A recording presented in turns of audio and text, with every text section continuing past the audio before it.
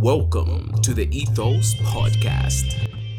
We'll start in one, two, three, go. Hello and welcome to Ethos Podcasts featuring me, Mike Sikatema of BrainWorx Education. BrainWorx Education is a study, skills, and productivity platform that's aimed to motivate students, enhance learning, and foster critical thinking. Our main focus of today's podcast will be to talk about productivity in the time of quarantine, because this quarantine has given us self-autonomy of our lives, so to say. We don't get to go to class. Classes are arranged in terms of Zoom meetings, so we need study skills and productivity skills in order to enhance this rare opportunity that we've been given to be in self-isolation. So basically, that's the goal of today's podcast. Yeah, BrainWorx. welcome, man. It's Thank good to have you. Yes. It's quite interesting. But first off, can you really tell us who Mike is and what are you into? Right. So Mike Sikatema is currently a fourth-year biomed student at the University of Zambia. He's very much interested in just geeking out, anime, watching cool movies and series, but I'm also a productivity geek. So everything in terms of finding new books about productivity, anything that will help me enhance how effective I'll be able to achieve a certain task, how I'm supposed to reduce the amount of time spent studying. So practically, I'm just a productivity geek. Okay. Wonderful, man. You say BrainWorx is, you say you aim to teach students organizational skills and prioritizing abilities. How do you suggest you do that? How do you uh, teach that? So the approach that BrainWorx Education takes is a holistic approach, meaning body, mind, and soul. Because we usually go into an educational system, right? And our teachers and our lecturers load us with a lot of study information. And sometimes it can feel overwhelming. Like the lecturer is telling you to finish 30 topics, but how am I supposed to study? Oh, yeah. So I take this holistic approach where I believe that you first have to teach a student how to study skills. Then you also have to teach a student productivity skills. Then those two have to come together holistically in order for the students to be effective. Okay. Awesome. By the way, the things I had to do to get on this podcast, I was putting my work out there. I was like, am I invisible to these guys? Like, can they see my work? No. It's like no, man. It's the incentive is to just get productive people on, and it's just about having to to talk things over, to have a conversation with people that are productive. So it might be in music, it might be in film, the film industry, Yes. or it might be about religion. So we're not limited. The reason might just be us not actually really have him to get to see your work and everything. So if you pop up on our radar, we But I'm actually sure eventually we're going to like come across BrainWorx, and I'm sure this the way these guys find. I don't know how did you decide that you'd be on the podcast? Like, was it did one of us reach out to you, or you've been watching on your own? Because you mentioned that you had been watching some of the episodes, which I'm actually very honored to find. Yes. I've been stalking your page for a very long time, stalking. and me and Tumelo, we are rocker geeks also. So we were attending a Why Not concert Oh, with Yeah. John Mark, and I was vibing with Tumelo and we were chatting, and that was about productivity and study skills. But my main focus for today is just productivity only, and maybe next time when you have me, I can focus on study skills. And to actually tell you guys how productive I am right now, I'm currently cooking chicken and baked potatoes simultaneously in the oven, and I've set a timer. So Wow. if my food burns, it's on you guys. Doesn't the timer turn it off? The timer will turn it off, but it won't be properly cooked. So Uh, Moses, we are neck leave it and to neck. Moses. oh yeah, you should. So, just coming to your platform, you had I had tried to pass some comment earlier, though I'm sure my mic was like muted. You mentioned that your holistic approach involving productivity skills and study skills. Does that like with the platform itself, like how does that work into I don't know if I can quote the schedule or the process in which a student learns through the platform? Currently, the platform is only available on YouTube and Facebook, Okay. where I'm making productivity skills videos and study skills videos. So students can actually access that content through the YouTube page. But my future goal is to actually turn BrainWorx into a functioning website where students can have STEM subjects, biology, physics, chemistry, math, full-on tutorials, and also have a study and productivity section. So it's not just a direct teaching approach, but let's say I'm a struggling student in mathematics. The platform is going to give me content to learn mathematics or the topics for mathematics. Then the platform will also give me a section where I can access study skills and productivity skills. I actually also want to throw in a section on sexual and reproductive health, global warming, and the environment, so that a student can have, we learn through association. So if I associate something I've learned in study skills, in geography, I can link those connections and try to make sense out of a subject, even like mathematics. You never know how I can memorize a principle in physics or a formula in chemistry or mathematics in terms of what I've seen and watched. So this holistic approach is going to help make neural associations so that a student can have that holistic approach to learning. Yeah. Wonderful. There's something I wanted to ask. Like, how did you get from? Anyways, in what you just said, answer that question. Like biomeds to an education in general. It for me feels very like. Are you how are you involved in the platform? Like you're doing it yourself, or you have a team? I'm actually in a team currently of 2. Okay. It's me producing the content. Then I have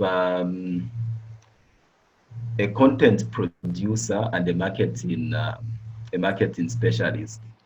I've got my good friend Derek Aston Kapungwe, he's a film producer. So Okay. when I'm giving, let's say, a talk on digital minimalism, and I make a 5-minute script, he would actually edit that script for me and film and direct it. So I'm actually not alone in this. We are currently a team of 2. Okay. Wonderful. So bringing film and education together.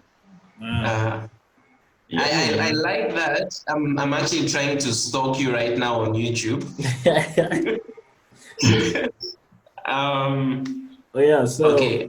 we can. Sorry, just another thing. Like Yes. when it comes to the websites, I think the intention is also to have written works, like a library of like books and maybe articles that you'd write alongside your video content, is it?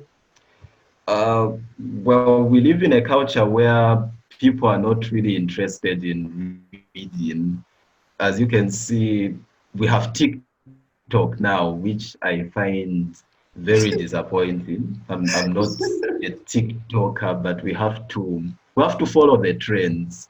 So Yeah. other Yeah. than putting like an article on digital minimalism, and it's like 2 or 3 pages, I can summarize that content into a 5-minute video and someone will just watch the video. So I highly doubt I will save the articles for my research, where you can go on Google Scholar and say, okay, Mike Sikatema published these articles for the more academically inclined. But for students, I don't want to waste their time. They're on TikTok having fun. So let's have fun together. Learning is Yeah. fun. I don't want to bore people with paragraphs and paragraphs of content. I just thought in the sense of, I think have you looked at, okay, mostly it's on the technological side of education, like those who do IT, they can program online. So a platform like that could have sections where there's live programming and maybe examples and stuff like that. Walkthroughs, not just in form of video and so on. Yes. Is this like the entity itself? Is it already like formal, like registered? Pardon? Is the entity BrainWorx? Is it registered? Like, is it formal already, or you're still getting it off the ground? Oh, the name itself is registered. Okay. It's copyrighted. If I see BrainWorx supermarket, I am going to attack that supermarket. Yeah. The name is mine, yes, but the company hasn't yet been registered. Okay. Baby steps. No, that's the way you go. That's the way it's supposed to go. You rush, you crash. Because I've seen a lot of entities in Zambia. They start off with innovative ideas, then they die out in days or weeks or months. You won't even see it by the end of the year. And I feel like all that energy that you put in at the beginning comes to waste. Would you like, in connection to the way you're handling BrainWorx, like starting it off and so on, how would you, like, in the productivity, how would you give someone advice in terms of like getting started like you? What's really keeping you going? Well, for me, what's really keeping me going is the state of the human condition. You have to find your passion, then allow that passion, and then channel that passion into your work. And because of the human condition and how I started this education platform, here's the story. I'm going to give you a quick run of my principles and why I'm so passionate about this platform. So I was in high school, finished high school, did A levels. I was a really smart student. Went to university in the School of Natural Sciences and did very well, got quoted in School of Health Sciences. And there was this course known as medical physiology. And I was like, wow, I'm in a new environment. I'm doing well in school. I was really feeling on top of the world. I was on 100% scholarship. Mm-hmm. Life was good.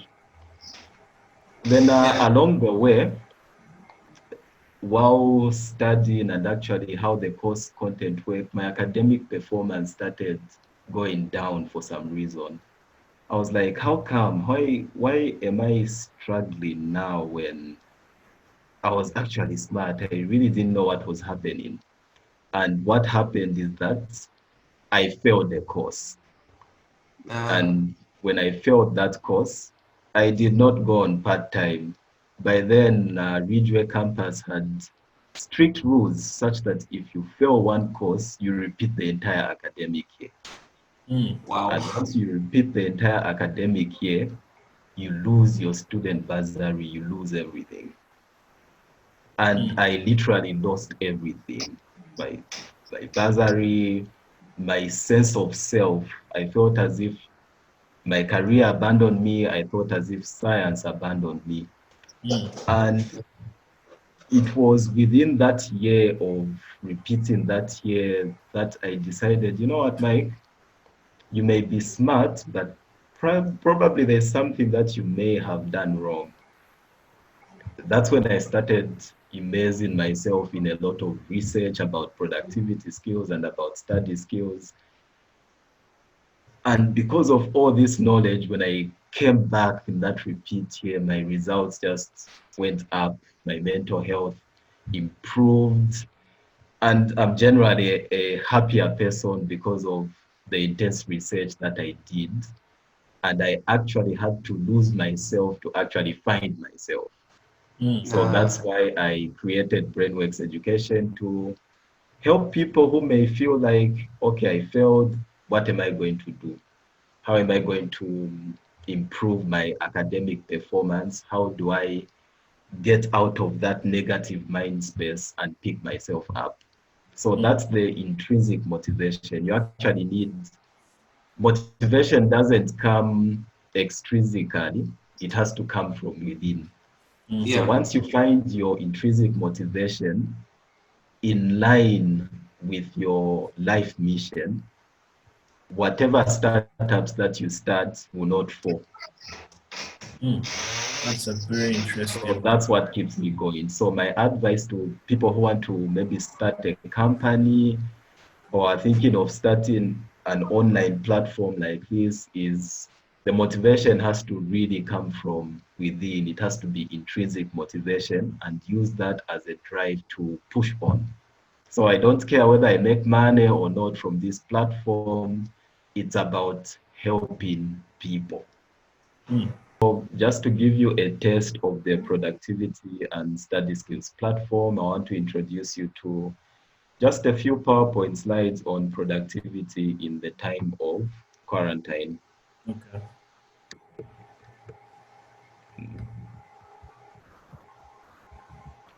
What's happening to my PowerPoint?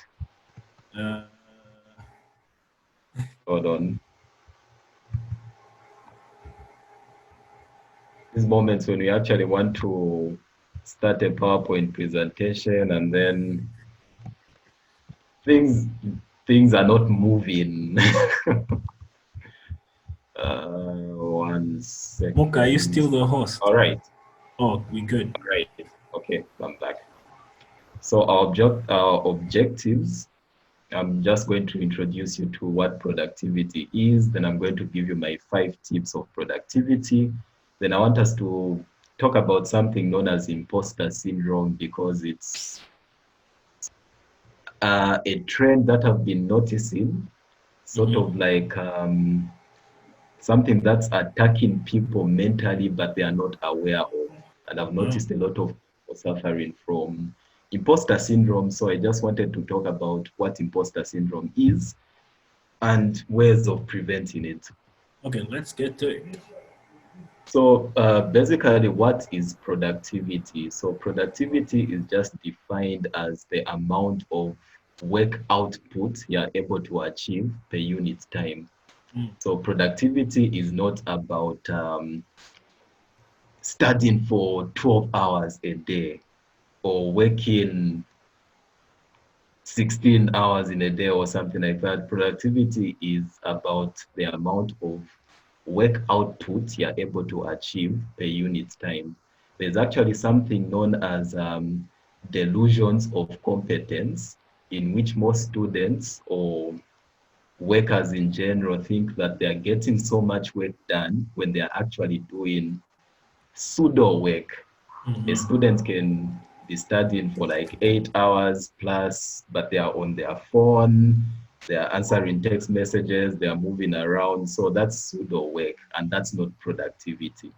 But an effective worker or an effective student can get done in 4 hours what someone can do in 8 hours. So that's what productivity is. You're trying to increase your work output per unit time. And that's what we want to achieve, probably by the end of this presentation, but you need to follow my page for more information. Already doing that, man. Oh All yeah, right, so let's go my ahead. top 5 productivity tips that I want to share with you today. The first one is the power of Sunday. So we all need that one day in which we can find our flow state.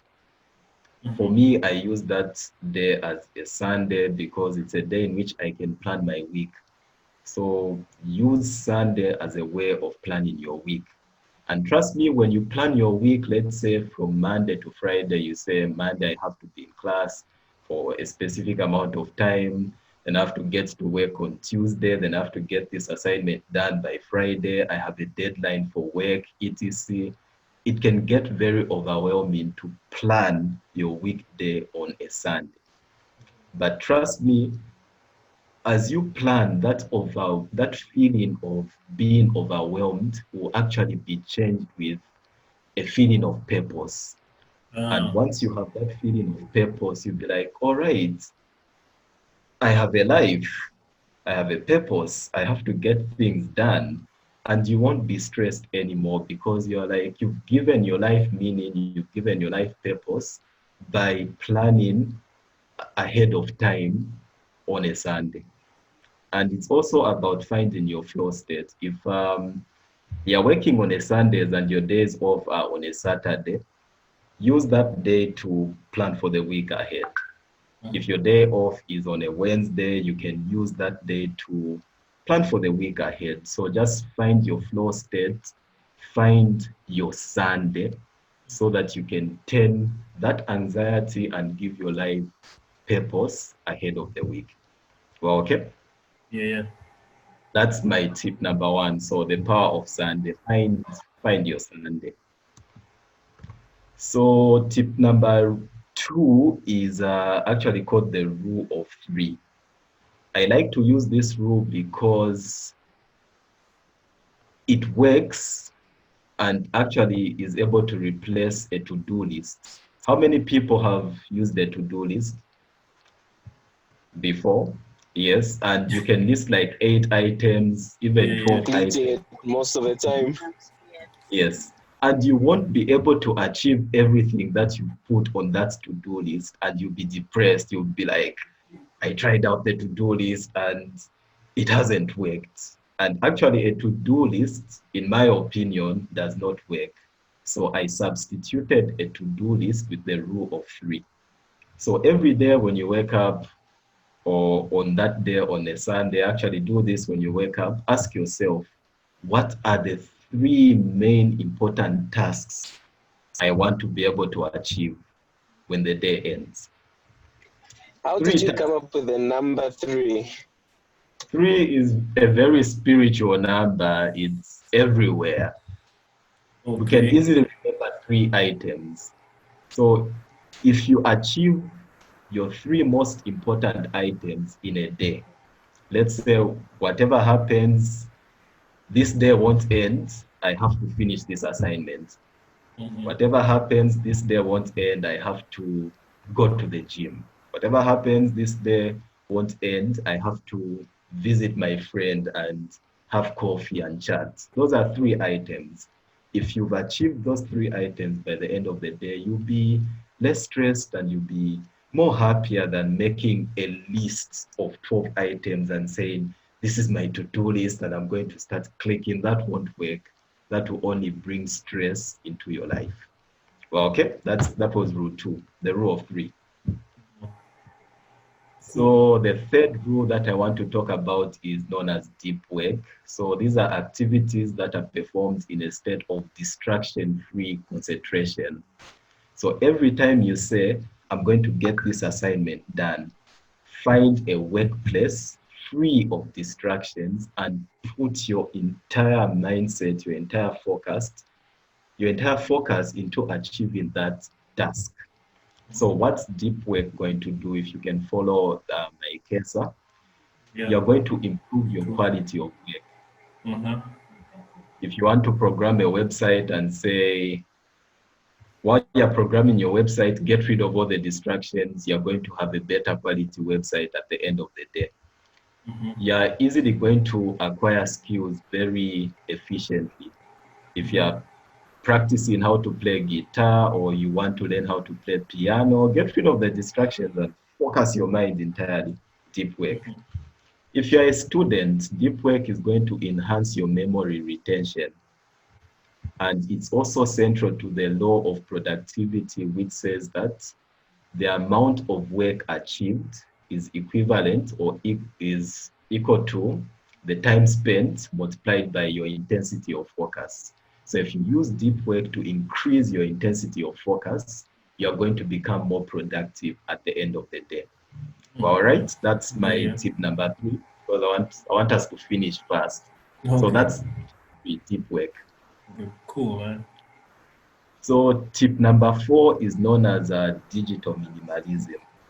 In this day and age, we have people known as the geek gods who provide us with a lot of applications that are seemingly making our lives easier.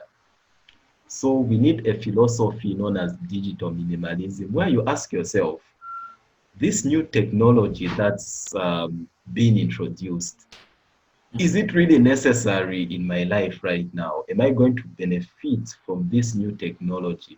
Ask yourself such questions. For example, someone introduces a new social media known as TikTok. So digital minimalism, so every time a new type of technology is introduced, every time a new app is introduced, ask yourself, is this technology really in line with my work? Is this technology going to improve my quality of living? Is this technology going to help me with my career goals, my education? Say, for example, I use Facebook, I use Instagram to reach out to a certain target audience. Yeah. I have a page on Facebook known as BrainWorx Education. What I can do in order for me to optimize my social media use in line with my business goals, I can simply bookmark the page. I can bookmark BrainWorx Education such that every time I go to my web browser, I click on that bookmark saying BrainWorx Education, and it will take me to that link, filtering out all those social media feeds. And I'll be able to just post something and log out. Cool. That's called digital. You have to enhance how you're supposed to use technology. You have to learn how to be intertwined with tech so that it doesn't pull you into that addiction. The rabbit hole. I'm not saying social media is bad. I'm just saying optimize it. I like social media. I use social media. I like to keep up with friends. I like to see certain posts. But when you are working, it doesn't work. Social media doesn't work for you. So just use this philosophy of digital minimalism. And when a new tech shows up, when a new application shows up, I gave an example of TikTok. Step back and ask yourself, is this new social media platform, is this new app going to help me achieve my goals? Is it in line with my work? Is it going to help me brand my business? If so, use it with caution, but if not, discard it and just go on with your life free of these distractions. That's called the philosophy of digital minimalism. Oh, awesome. Yes. We're okay with tip number 4. Yes, yes.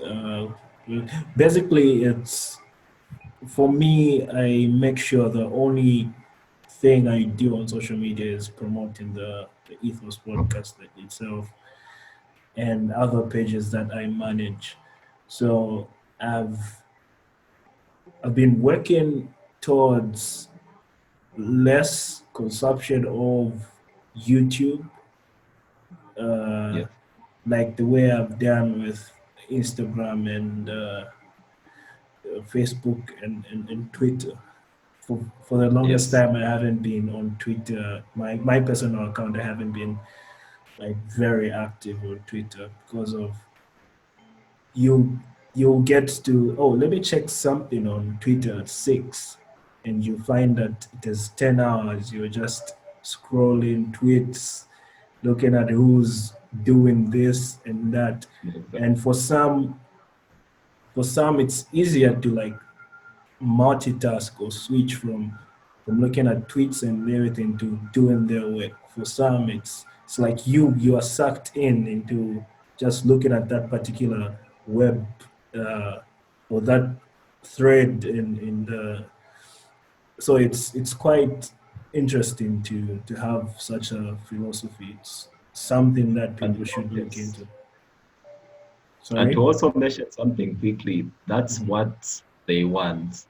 They Mm. want you on social media because that's how they make their money off ads. Oh. And let me just bring this point because I think it's very important. The people who are going to make money on social media are not the people who just do this, who swipe. The Yeah. people who are going to make money on social media are those that actually create the platforms, those Mm. that can code and develop apps, Mm. those that can work with those apps, Yeah. that have acquired the knowledge of digital marketing to know how they can use social media to make money off it. People who Yeah. just a zombie won't make money on social A media. zombie won't make money. Yeah. That's what they want. So if you use Mm. digital minimalism, you'll be able to use tech in line with your goals, with Uh, your branding goals. exactly. I can move on to my final tip, tip number 5. Yeah. Already. Tip number 5. I'm cooking, remember. Oh yeah, yeah. You have the. I will have you on for study tips and Study everything. skills, yes. Yeah. Today is just productivity skills. So tip number 5 is sort of cliche, right? Mm. Exercise. But what I am going to tell you is that when you are stressed, you release a very interesting hormone known as cortisol. And cortisol is pro-inflammatory, meaning you're going to have a lot of inflammatory reactions in your body. Cortisol is also an immunosuppressant. So Mm. in response to stress, cortisol is going to reduce your immune system. It's a steroid hormone.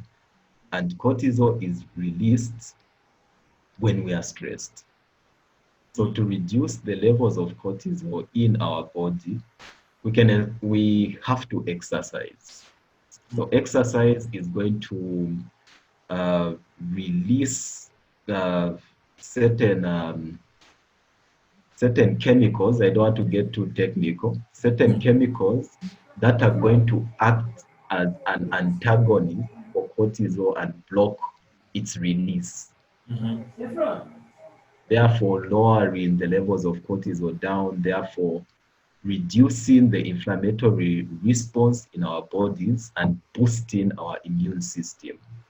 Yeah. So if you put in some exercise, let's say 15 minutes a day, 30 minutes a day, it will help you. It will improve your mental health. It will reduce your chances of getting type 2 diabetes, cardiovascular disorders. Exercise is good for you. So that's my tip number 5. So Exercise. well, when you say prevents cognitive decline, Yes. how does exercising every day prevent that? So remember what I told you about cortisol. Cortisol is pro-inflammatory, and when the immune system is in a state of inflammation, Yeah. it releases certain chemicals known as cytokines, interleukins, and when there is a lot of inflammatory response in our bodies, there are a lot of free radicals being released. Those free radicals have a tendency of just affecting every cell in your body, whether it's your brain cells or your cells are affected by those free radicals that are released when there is inflammation in the body. And some of those cytokines, those pro-inflammatory cytokines, affect how you release neurotransmitters. They can actually slow down the release of neurotransmitters. They can block certain neural pathways. So the main goal of exercise, and there are a lot of studies that have been carried out which support support the fact that certain illnesses like bipolar disorder and schizophrenia are linked to secretion of certain neurotransmitters within the central nervous system caused by these various inflammatory cytokines. So what I'm saying is stress is bad for you, inflammation is bad for you. Inflammation releases a lot of harmful substances that you do not want. That affects your entire body. So the best way to do that is to reduce that inflammation in the body, to reduce your level of cortisol in your body through exercise. Wonderful. And you know, those people who have sleeping disorders, you just find that your circadian rhythm is just messed up. You are awake at 3.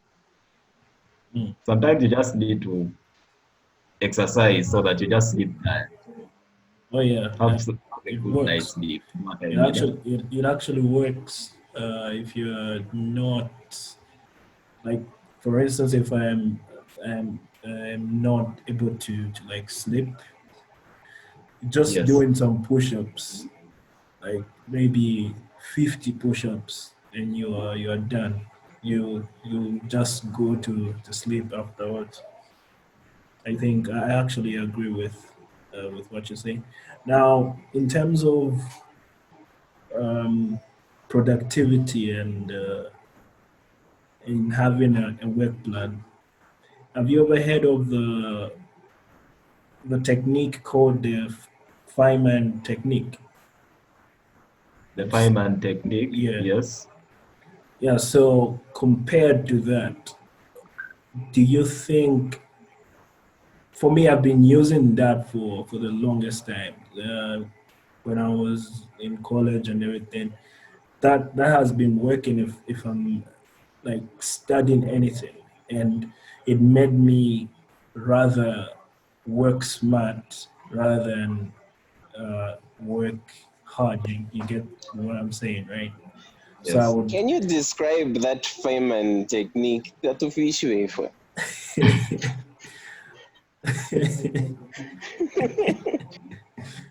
uh, you want to take the honors, Mike? Now, since because it helped you, you Okay. So define it. the Feynman technique is just in a nutshell. Richard Feynman, I think, is a physicist, if I'm Theoretical not physicist. yeah, if I'm not mistaken. So he came up with a technique to study. You can basically just study anything using by you just studying the material that you're given and summarizing it in your own understanding and in your own easier way to read. Let's say words that you can use to associate to the material that you have read. So basically, He just actually, he actually reinterpreting said that the. Sorry. he actually said that if you are not able to explain what you studied Uh-huh. in similar ways to like a child, then you Mhm. haven't really covered the material. Yes, so it's just basically just using words that are simpler to you, what you normally Uh, use, and yeah, creating analogies to associate those analogies to the material. So, meaning if you have a very huge study material, you can break it down into a smaller chunk. So every time you need to go back to that material, you just go through your notes and be able to expand the knowledge while in an exam. So it works in a way that people with great attention and people with good memorization skills, they can actually use it right before they write exams, like a day before they write exams, and it works Exactly. wonders. You are able to, if I, you are I, able to I, I retain. was I was thinking like the way you were saying, putting it in chunks that you can understand quickly, like even a child can understand. Kind of Yeah. like I heard all those. I kind of remembered the way I used to study history. Hmm. When I would study it, it would be so much information, most of which is just redundant words. And then when I would reuse that knowledge, I would actually personalize it in a way that I'm carrying on the same points, but a bit different, like in the context remaining the same, but the maybe the linear progression differing, but achieving the same goal. So I don't know if No, it also it, involves Actually, personalizing. Yeah. yes, the that's true. process, yes, the process that you are describing is actually known as elaborative recall, Mm. where you get that content that you are studying and rephrase it in your own words. You can even make a story and then just walk through a known path. So elaborative recall in line with a memory palace technique. Yeah, cool. That's what you're trying to.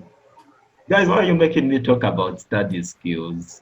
No, it's just bringing back a lot because I use Yes. exercise as a tool for me to really focus on the technique itself.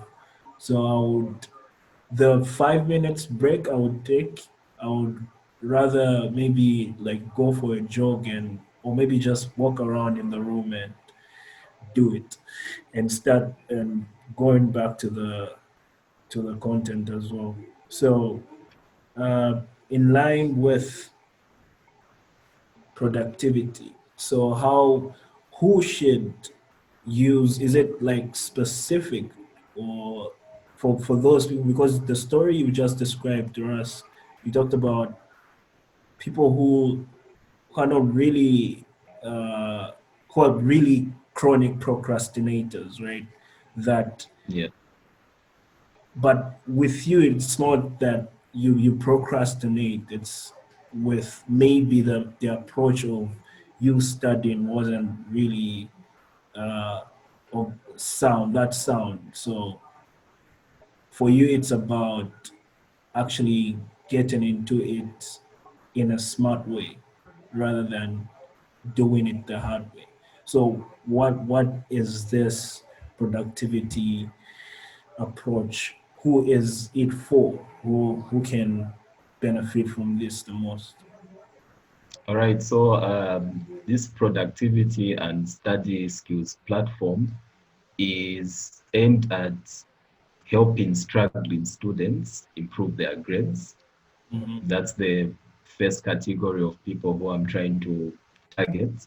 It's also aimed at actually helping those people who are not really struggling, those students who are getting good grades, to actually improve on their study abilities also. But the main target audience for this study and productivity approach is for struggling students and helping them improve their grades.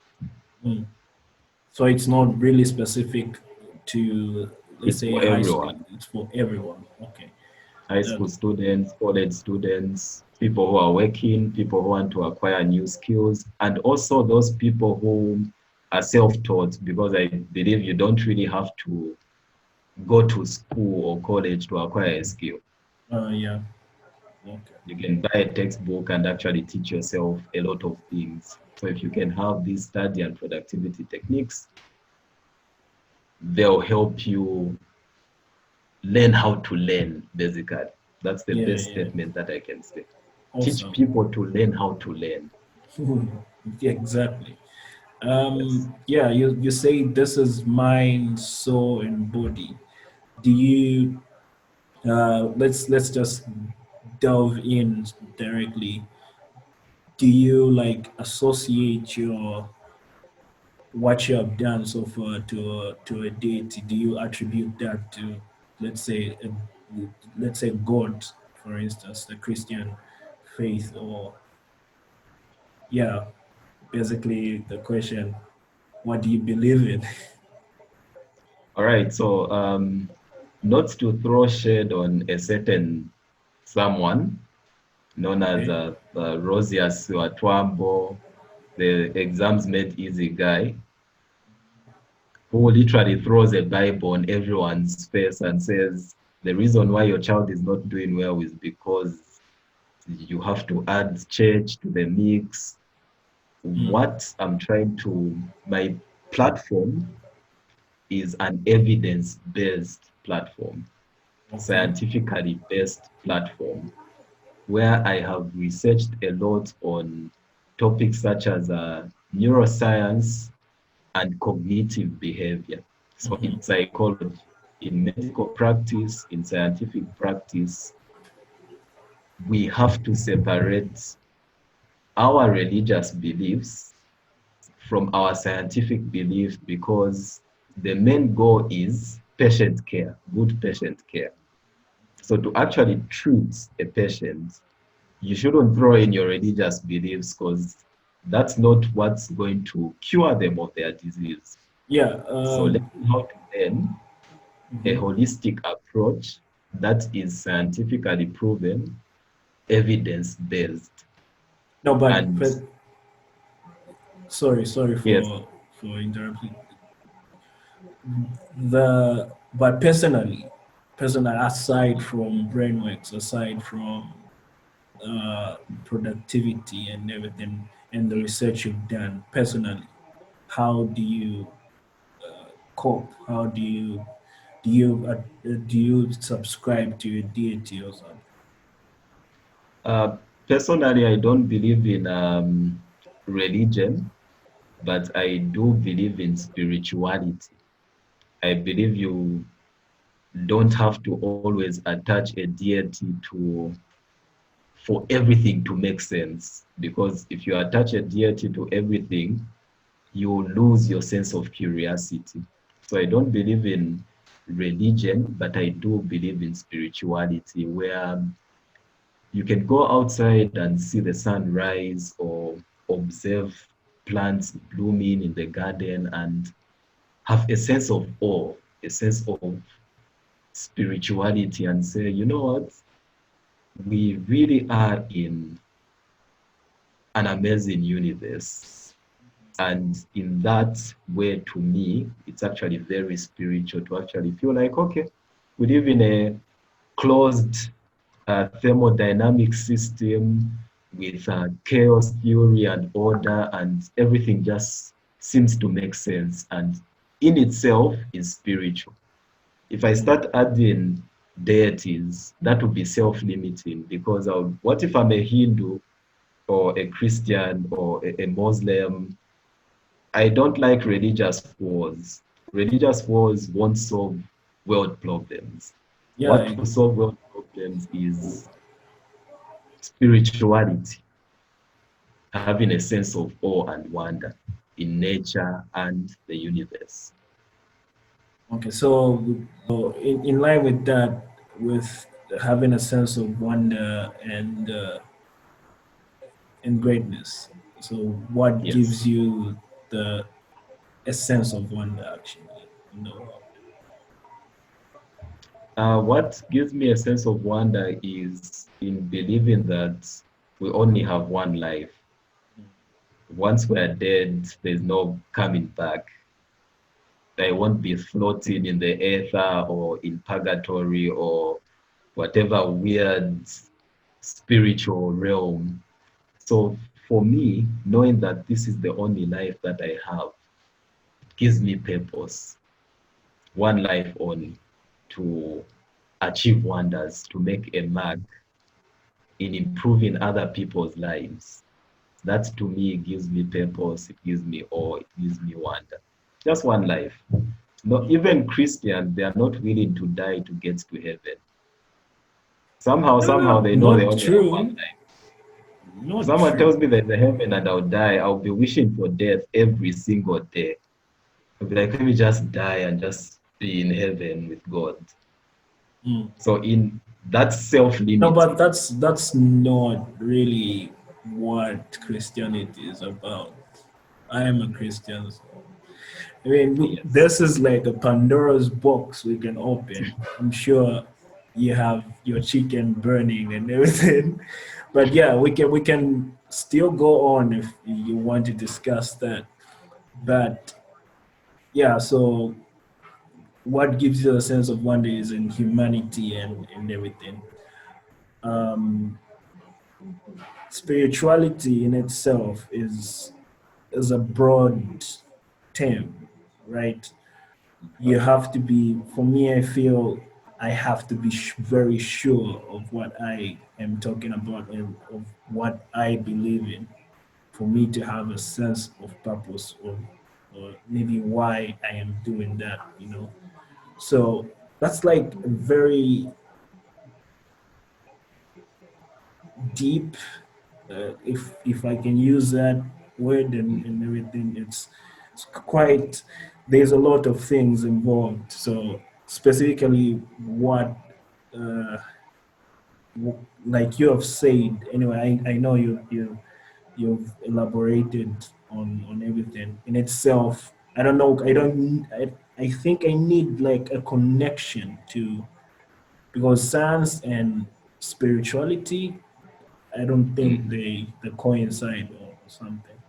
So how do you because you mentioned the theories of chaos and everything, how do you connect that to what you believe in? Also, I meant spirituality in form of wonder Mm, about the poetry of the universe, and okay. not spirituality in terms of, oh, someone really created this. So that's the spirituality.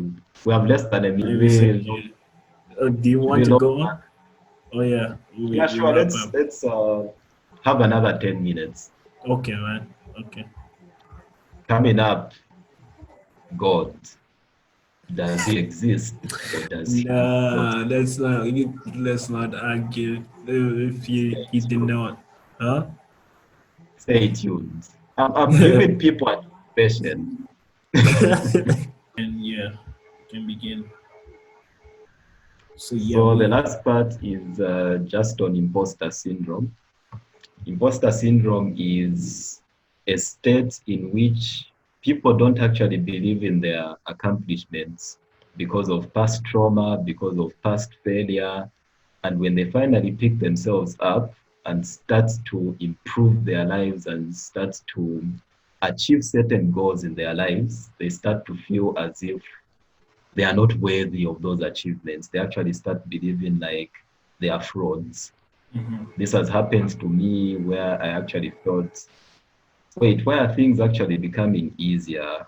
How come I am able to achieve A, B, C, D? Maybe I'm a fraud. Maybe my achievements are not really my achievements.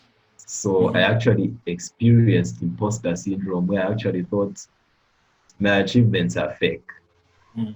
So this is a psychological pattern that I have noticed in a lot of individuals and just wanted to bring light on imposter syndrome. You can see there's the intersection set here Okay. where someone feels as if they are making something look easy, but they are discontent because of maybe past trauma, past failures, past experiences, post-traumatic stress disorder, making them feel like they are sort of imposters, like they are frauds. So I just So want to tell people out there that when you get back your life, when you actually start achieving your goals, be proud. Be proud of your efforts and remember how far you've come. Always remember your journey, and that will help you get rid of the fraud mentality, the imposter syndrome. so making something look easy, discounting its value. So it's the imposter syndrome is in between you discounting Yes, its value and making something look easy. exactly. So the left side is where you should tilt towards, or Um, don't tip towards either left or the right side. Just accept your current state of being. For example, let's say this 15-year-old girl in high school, she's never been good at mathematics, and then she starts attending tuitions on mathematics, starts watching YouTube videos, gets past papers, and she actually becomes like a math genius. And because of the knowledge that she's acquired, she's making things look easy and she's starting to feel like a fraud based on her past failures and experiences. okay. So that's where the discounting its actual value. Oh, I actually got a 90% in math. It's discounting its value, making you feel like a fraud, So it's imposter syndrome. so it is like having like the phrase, "This is too good to be true," kind of. Exactly. This is too good to be true. Good things are finally starting to happen to me, meaning something bad is about to happen. Uh, This isn't me. This is fake. Imposter syndrome, where you actually don't feel worthy of the achievements that you've been able to accomplish accomplish after picking yourself up. oh So what yeah. I'm trying to tell people is when you pick yourself up, be proud of yourself, be proud of your achievements. You are worthy. Okay. Awesome. This Yes. is this has been insightful. This is really great work you're doing, and Yes. I Thank like it that you're focusing on the psychological uh, process and healing of the anxiety that we get if we do not like do well in our studies and in life in general. This Yes. is really a very holistic approach, I would say. This is Exactly. wonderful. Mind, body, and soul. Mind, body, and soul, indeed. Yeah. Any last words? I'm sure the conversation will just continue that conversation because I feel we need like really like an hour to just talk about spirituality and my Exactly. faith as well, just to get to know where you're coming from. And that debate might just happen. I think we'll have Yes. like maybe two independent people on and we just discuss this and yeah. Well, there's actually a guest that you had on your show. He's called say Raf. I Oh don't yeah. know. Oh yeah. You want to have a debate with that guy? No, like we are on the same team. We share a similar philosophy. So No, you guys are going down. not really. In, Not really. uh, You do not share the same. I know Seraph personally. Actually, he's a yes, believer. He's a he's a believer. Somewhat controversial boy. So yes. yeah, Borderline agnostic. nah, de facto. Yes. So it He's a would be interesting having a conversation about spirituality with such people on this platform. cool, man. I'll be the moderator. Let's make that Exactly. happen. I'll just contact you with the dates and everything. All right. All So right. my last words are these. Yeah. Facebook. Please follow me on Facebook, BrainWorx Education. Please like my YouTube channel. I need more subscribers. You can follow me on Instagram, Mike Sikatema. That's my email address over there, but don't stalk me. That's my phone number over there. You can ask me questions. Feel free. Mhm. Remember, BrainWorx Education is a study and productivity skills aimed to motivate students, enhance learning, and foster critical thinking, and avoid imposter syndrome. Mm. When you come out of a state of failure and you actually start achieving things, you start making things happen, your career improves, your business improves, your grades improve, you are worthy. You are not an imposter. You are worthy of those blessings, per se. You are worthy of those blessings that are as a result of your hard work. Those are my last words. Wonderful, and it's Yes. been really great to have you on. Uh, Thank you. yeah, are you at liberty to send me the anyway? I'll have it to send me the slides as well. Yeah. All right. So just my I think this is great for me as well. I'll take a look and see really ponder on it. All right. I'll So convert them to PDF and send them. wonderful.